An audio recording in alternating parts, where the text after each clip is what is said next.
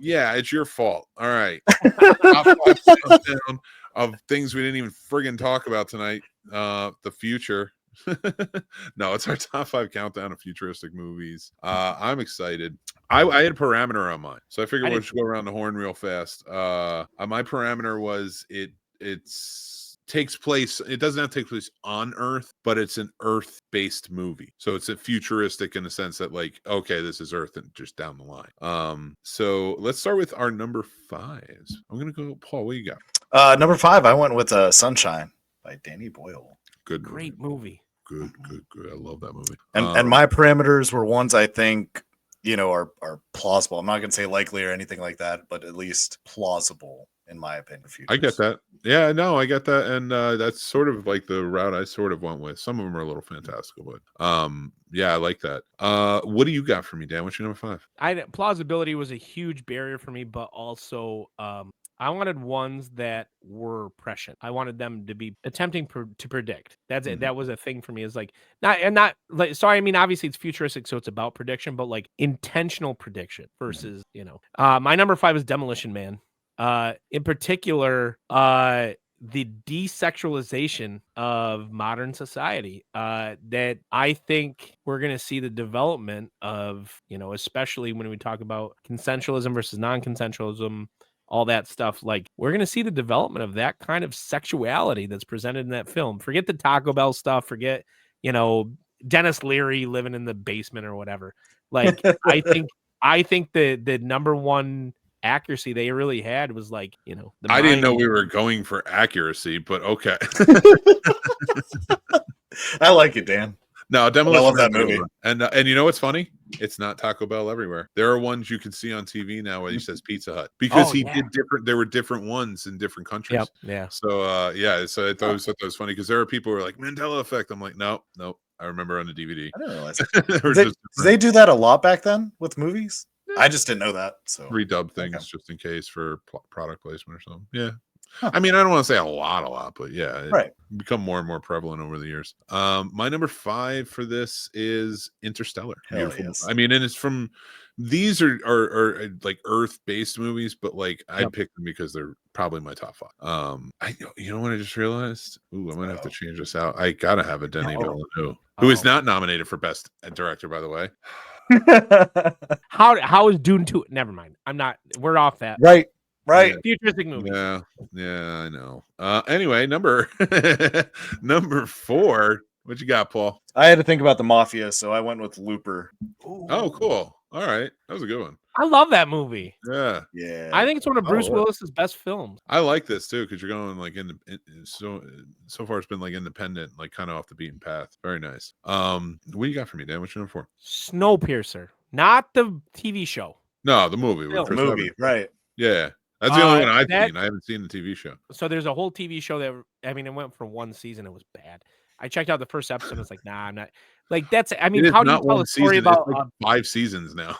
Is there? Yeah. They went on. It's so, like, but the film and how it, like, demonstrates this idea of, like, survival, especially in the face of what is becoming like, especially in Michigan, it's gotten so aggressive. Climate change and how things have shifted in terms of it. I love how it's predicting what people would have to do. And now some video games have even clatched onto this, by the way. Like, but I love how it presents the problems that we're facing now in a way that's like, okay, here's the ultimate conclusion. I love that about it. It's well acted too. Chris Evans' best movie. All right, my number 4 is you know what? I'm gonna pull it on this one. And I'm gonna say, oh, you're gonna make an audible. Yep. Blade Runner 2049. Hell yes. And it was Blade Runner. I just combined. It was like, we'll get to mine, but I just combined. It's fair, but I mean, if I'm going one, like, the sequel, just the look, the feel, he nailed it on everything. Yeah. But and I think it was just a better story, personally. I like that original, but it also depends on what cut you're going with. I mean, directors. True. Yeah. And that's the thing. 2049. It's just like that's it. That's it's just good. Yeah, it's just a great movie. Like you don't have to pick out which version you like. So that's why I attribute to that. But how about the AI sex part? Because that's the one that I think is the like. I'm waiting. They're going to put in a big infrastructure. It's going to be amazing. I'm going to have so much AI sex. I'm going to please the AI sex bot so much. You're going to go short circuit. If you're watching this as a clip, that's an Easter egg for the podcast. Lights are going to flicker now. It's going to be like, Dad's busy again. Just. I don't know why I'm saying she. It's an AI, but AI is just basically. AI is just basically like, no, I'm supposed to help you, and it's like, nah, I got you. I want to keep you happy, not taking over humanity. You're not gonna tell me to go take out the trash. Does that happen to you? You've just like that's like the second time you brought it up. I think so. Oh. All right, Paul, number 3. Oh, what's your number 3? So number 3, we already have this, but I think it's going to be advanced as this eventually. I went with Her. Oh, interesting. I thought long and hard about that, and I took 2049 because I thought their projection of what happens in Her is better in 2049. If I made my list of 25, it would be on there. But yeah. All right, I like it. Dan, what do you got? What's your 3? My number 3 was Ex Machina, and I think that like it's not just about predicting in that film; it's about now too. At the same time, and I love that. But the best part of that is Pedro Pascal's kind of like projection of what mad genius is like in the modern age. I think that is dead on. It is spot on. And so not only is that movie just immaculate in every single thing that it does, like his projection, like Pedro Pascal like shows a side of him in acting in that film that doesn't exist in any other film he's done. And it's just dead on. Like that if I went to Elon Musk's house, I actually think that's pretty much what it would be like. It would be like that. So. All right, that's a good movie. Both of them are good choices. My number 3 is Minority Report. Great. Hell movie. yes. I love this movie, man. It's just wild. Hopefully precogs never exist and they don't start doing this because this is wildly inappropriate. But who knows? These dystopian movies that we've been talking about this whole episode seem to have been shaping how life is working. But we're on to number 2. That was our 3s. Now it's on to good old number 2. What you got for me, Paul? I went with AI by Steven Spielberg. Originally Steven Kubrick, by the way. I'm trying to decide whether this is your worst answer or Chris. You don't like AI? No. You know what it was? I think this is the snob in me. Okay. Right. I like this movie, by the way, but my wife It is a good movie. I was a horrible human for submitting her to it. I read the script. The Kubrick version. And I think the snob in me is like just because it wasn't Kubrick and it was his vision.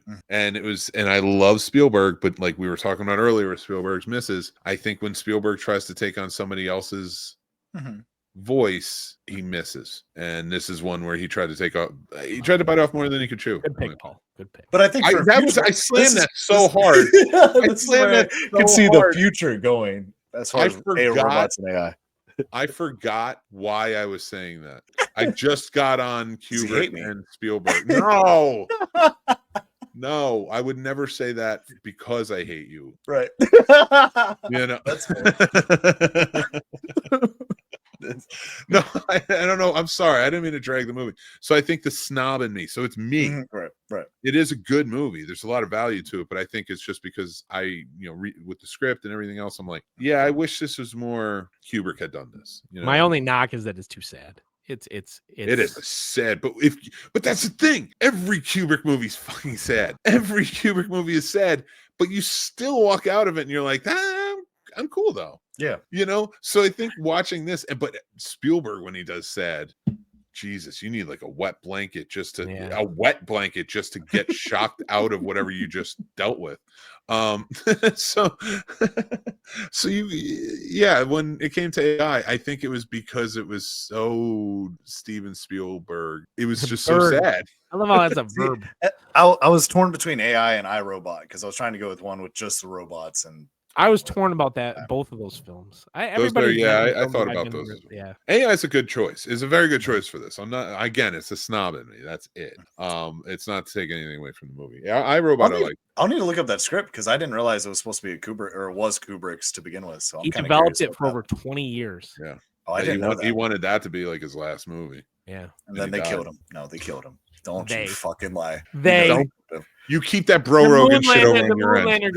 You said we'd have a conspiracy episode last year. We didn't have it. They fucking killed him, Mick. I'm just going to go ahead and start saying my conspiracies now. In 1999? Yeah.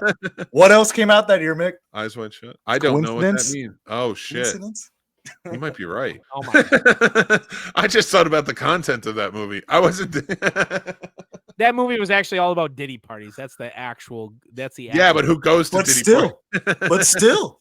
Oh, it's the same thing they did to Heath Ledger. Oh my God. I just wanted to see Paul's reaction. I wanted to see where he was going to go with it. So let's get to your number 2, Dan, before we go too wild down the rabbit hole.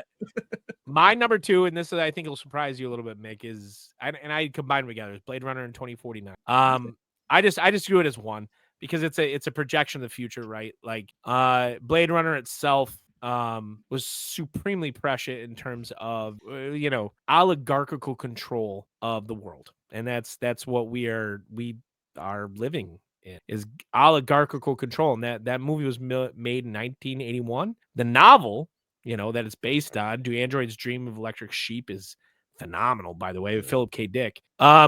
And then its sequel, 2049, and I've struggled with this. I don't know which film is better. I don't, and I won't take a side. I've struggled with it because they're both phenomenal, but 2049 took over where, Ridley Scott left off and kind of like said, okay, here's what's projecting even further. And I agree with a lot of the projections in terms of it. Like, as we develop artificial intelligence and as we develop, we have the Tesla robot, we have all these things, people just don't talk about it, right? Like, as we keep developing this stuff, we're going to have more and more conversations about what it means to be human, what it means to have validation. You're going to see the left continue to drive towards this idea where artificial intelligence is going to become an extension of what they do in terms of LGBTQ+. It's going to be incorporated in terms of it. And that's the conclusion, people. That's if you're doing the calculus, that you're going to talk about non-carbon based citizenship, stuff like that. And so Data from Star Trek? Yeah, it's Star Trek did it too. And prior to Data did it long prior to Data, right? Like that's it's brilliant because, like, as we blend things and as we develop artificial intelligence, deep fakes, whatever you want to call it in terms of this, the question of what is reality is going to be even more difficult. And 2049 posits that, in a way that's not just thought-provoking. Leaving that theater, I went home knowing full well that would be a top film for me for a long time. I saw that in the theater 6 times and then bought the 4K release when it came out, and I've seen it countless times since. I have 3 posters down here in the basement of it. Like, I think that 2049 and Blade Runner are the 2 best posits, aside from my number 1, about what the future is. Okay, I have a conspiracy theory. All right. Uh-oh. After the aliens left when they helped build the pyramids, they didn't come back again until Roswell, right? Just check in. And they crashed. And when they crashed here, they didn't have the necessary components to get back. They didn't have a flux capacitor. Physics built the pyramid. Sure. Physics. I will make you. I have a great conspiracy theory here. So they worked with the U.S. government, and they worked they worked in the biggest movie studio in the world of Area 51 with all of these amazing people coming in and teaching about technology and all this stuff. So Are you just talking about the movie Paul? No, shut up and listen. So why, right, would movies make us feel something for inanimate objects like Toy Story or things like that? Like, to get us ready for AI. To get us ready for AI. Boom. That's what it was all about. And it's here. And can the aliens come back and just like get rid of the oligarchy though? Can we just send the meteor on? Like, Christ, if it felt like the 90s, I would fucking love any president that was in there right now. I'd be like, let's just make it like the 90s. That would be amazing. I don't care what your name is. That would just be fun. But Mick's number 2. Mick's number 2. This is your fault. You talked to him on this podcast. RoboCop is my number 2. Great choice. I fucking love that movie. It's my top 10 movies of all time. Privatization of police. Yeah. We see it with everything, and Every now day. we're picking it apart even more because like privatization of prisons, police, everything else Schools. taking over. And it ain't the libs.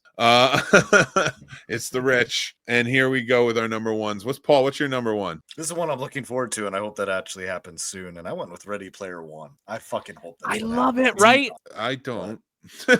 Yes, You Paul, realize- you're my man. I love it. I VR did hit not hard. include it. I did not include it. I love the novel and the film for different reasons, both because they're very different. I want that because I think it's a solution. So I do not. yeah, think I'm with you, buddy. I don't think that's a solution at all. What's your number 1? You think just being on screens is a solution to life? No, I think You that thought it life would was be better. outside of it. I think that it levels the playing field. I think that anything where you strip, so people can be whatever they want, right? And like when you start stripping this idea, my problem for all of existence is this: it's a very poorly balanced video game where you are born into a random generator under a random person and you get no choice. And some people already start at level 40 and you start at level 0. Like, meanwhile, when you are in the simulation like that, when you're in that simulation, you be any, and you can represent I'm not yourself. saying that you can't have something like that, but like, all right, let's just get through because like my number 1 is going to be more in line with like what we're talking my number about. 1 is scary, so I don't like that's. Ooh, let's hear it. What's your number 1? My number 1 is 2001: A Space Odyssey. I love. What's not scary? Wait, It's scary for them. So this is my postulation in terms of it, like, because people will say it's outdated, right? Because it's based upon the Cold War, all this stuff. Hey, I'm not paying attention to that. I'm paying attention to what Kubrick attempted to show, and it's this. The illusion of free choice. Yeah, not just that, not just the illusion of free choice, the idea of weaponization of knowledge. And you have this parallel that takes place early in the film where an ape throws a bone up in the air and it spins and it turns immediately into a space station. Not a lot of people know this, but that space station is a nuclear space station. If you read the book, Arthur C. Clarke is the foundation of that. He wrote the book. That's a nuclear space station, right? And that's where we're heading, is this idea of, essentially, and we do it from Earth already. So I mean, like, that's already happening. But like privatization of the moon, we have right now. They are going to be sending. They want to build a train on the moon. Yep, you don't have healthcare, but train on the moon. Anyway, who the fuck is gonna go? That's it. Like, this is the how. Like, how? You're not going to save money. You just said who would go. I would go. All right. So how you gonna go? You have in 2001, and it's Kubrick's masterpiece. It's one of his many, but it's his pinnacle, right? You have this postulation of the future where everything has become weaponized, and that's the future. All right, I'm giving my number 1 now because I'm tired. I'm sorry. No, you're great. I'm not doing deep conversations because like I think like with my last one, I went with just based on the movie, but of course I love the world. I think it's the best built world in movies, TV, and science fiction in general. And that is, I went with Wrath of Khan, but Star Trek, of course. Awesome. I was waiting I wish that was the conclusion. I wish that was. I'd prefer that world. Yeah. Like I prefer that utopia on Earth, us traveling, us being explorers, not trying to fight or capitalize on each other. Money doesn't mean anything because we're out there just trying to do shit. I do believe that is a true, honest thing with humans. We have that capability. We just don't have that capability. We don't have that world to do that or establish that. Now, Genesis. The reason I don't, no, not Genesis. Another invention that I think is better choice, and I didn't want to say until now, Ready Player One, in just having the screens and being stuck in the games, is the holodeck, because you are now physically active in any of them. You're still in this world, but it is you. You're still physically active. You can have all these different types of. They did not shy away from having sex in this thing. They didn't shy away from playing games or just going on vacation. But like, there was no. It's too expensive. Ready Player One is cheap. Everybody has access. And you have an Omni track you're walking on the whole time, and you can jump on. So they are active. Well, that's our top 5. If you're watching this as a clip on February 1st at 3 p.m., we are doing Casters for a Cause. We're raising funds for the Red Cross towards the efforts of the LA wildfires. It is insane out there, and we just wish them all the best. We want to try and help. We have a great lineup of shows, and they're going to be there, and they're going to be hanging out, all of us, for 10 hours, just trying to entertain.